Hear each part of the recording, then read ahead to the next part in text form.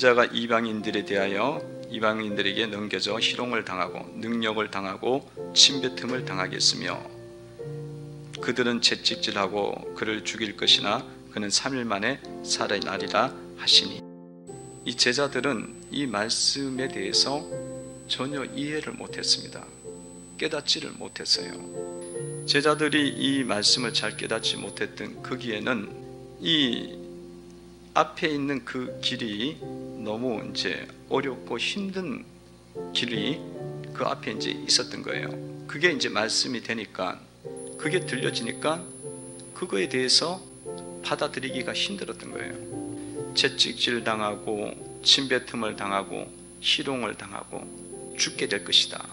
그 말씀이 있으니까 그 어려운 말씀 앞에서 그것이 받아들이기가 힘들었던 겁니다. 그러다 보니까 부활이라는 그 영광과 살아나는 그 역사에 대해서 전혀 알지도 못하게 되는 그런 일이 벌어졌던 것입니다. 이 말씀을 하시고 난 다음에 이제 이렇게 예루살렘으로 올라가는 도중에 이제 한 사람을 만나게 됩니다.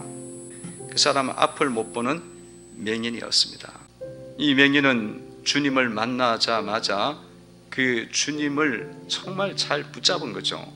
주님의 길을 잘 붙잡고 갔기 때문에 이 맹인의 삶이 변화가 일어날 수가 있었던 겁니다. 십자가를 지고 수치를 이기고, 그렇기 때문에 그의 삶에 3일 만에 살아나는, 눈이 떠지게 되는 그런 역사가 일어나게 된 겁니다. 사람들은요, 자신의 삶에 그 어려운 일이 있으면은 거기에 이제 매몰되는 거예요. 그 매몰돼서 거기에 막 붙잡혀 갖고 삶이 사실은 무너지잖아요.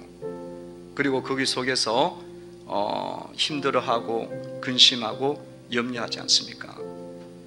근데 이 맹인은 어려운 상황 속에서도 예수님이 지나가는 소리, 무리가 지나가는 소리, 그 소리에 딱 주목하고 있다가 그 순간을 포착해서 예수님을 만나게 됐다는 것입니다.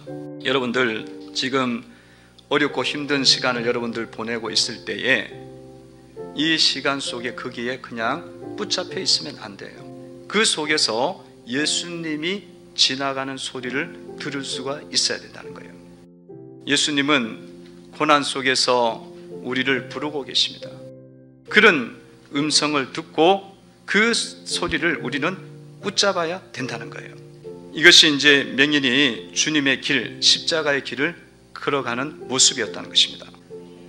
성도 여러분들이 이런 상황 속에서 우리가 예수를 붙잡고 예수 앞에 나와서 기도하는 성도들이 되셔야 되리라 믿습니다. 영의 눈이 열려져 갖고 하나님의 뜻을 온전하게 깨달으셔야 됩니다. 온전하게 깨닫게 되어지면은 그 속에 3일 만에 부활하는 역사들이 일어납니다. 반드시 우리는 귀를 기울여서 땅 위보다 땅보다 높으신 하늘의 소리, 하나님의 소리, 예수님의 소리, 예수를 붙잡고 예수 따라가면서 우리가 살아가셔야 돼요. 그래서 승리 역사를 이루시기를 주의 이름으로 축원을 드립니다.